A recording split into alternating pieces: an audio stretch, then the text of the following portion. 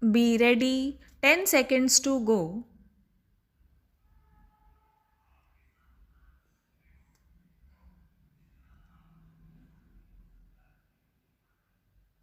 Start.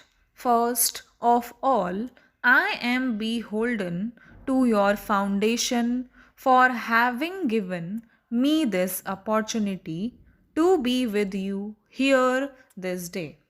Your annual lectures have already become extremely popular and useful. I find that a long line of eminent personalities have been speaking to you on the Foundation's annual day. They have presented their points of view to you. They have brought to bear their experience on the issues of population and development. Going through some of their speeches, I found that there is very little that has been unsaid or remains to be said on this particular subject. Hence, I find myself rather in a very difficult position to propound anything new or worthwhile. It is my handicap also that I do not belong to the profession of those who have been working very hard on this particular issue, and therefore, what I would speak to you today will not be anything new, but I will try to minimize the torture of listening to me by trying to be as brief as possible because I think that it is the only way to earn your goodwill.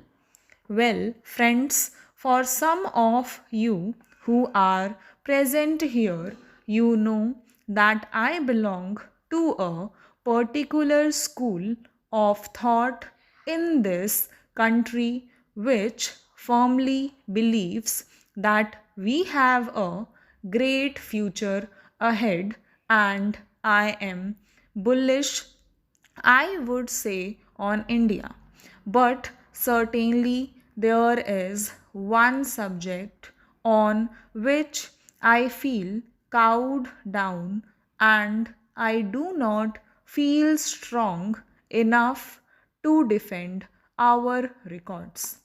And that is the question of population. I think some of us have been guilty of not giving the same prominence to this subject which it deserved. Not that there were no proponents of this particular thought or idea that population is a very important dimension of a country's growth problems. Not that there were no people who were telling us why we should give more importance to it. But somehow, most of us were so carried away by the ideas of sheer economic growth and development that we thought that this is a problem of number which could easily be solved.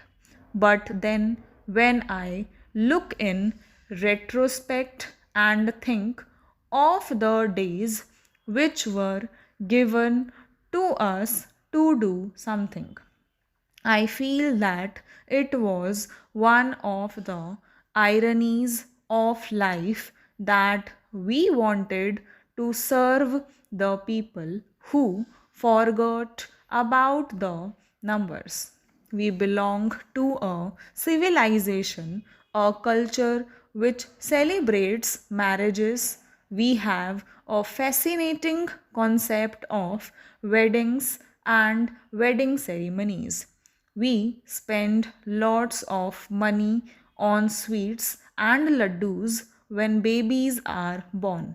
Yet, at the same time, we discover what a horrifying figure the people become when the numbers become unmanageable, and therefore we felt that perhaps the developmental side would remain gloomy and dark unless and until the population side is brightened up and looked into in a very difficult manner from where we have been looking at it.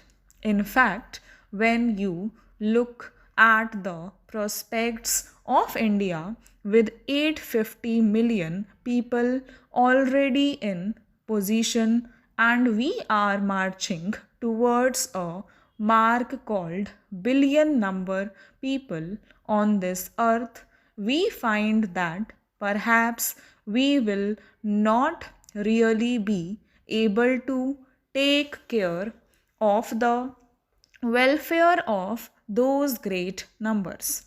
That is where we feel that we are perhaps caught in a trap. In the language of the economists, it is the Malthusian trap. That is the power of earth to grow, to produce what you call the needs of the people will be totally overtaken by the power of the people to expand in numbers. About 200 years ago, when the 18th century was coming to an end, Europe witnessed a similar situation. Hundreds and thousands of people were sleeping in absolute discomfort in the lanes and by lanes of London, Paris, and other places. There was a wave of unrest all over. There were disturbing factors all over. There was a tide which was running so high that people did not know and could not understand as to what its meaning was. But one thing was clear, that throughout Europe there was uneasiness, there were convulsions, there were revolts to which they could not attribute one single cause to explain it. In France, of course, they found some sort of an answer in the failure of its economy and the collapse of its finances. But in the rest of Europe, they were becoming victims of swelling numbers of people, in that they would not understand as to what was motivating these people to call and to question their status quo, to shake the roots, as one would say, the institutions of Europe.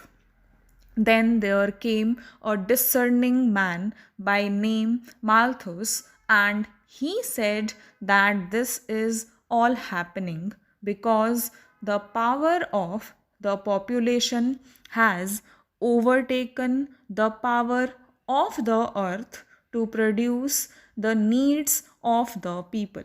He saw them coming into the streets of London. He saw them sleeping on the naked earth without any support or without any cover. Stop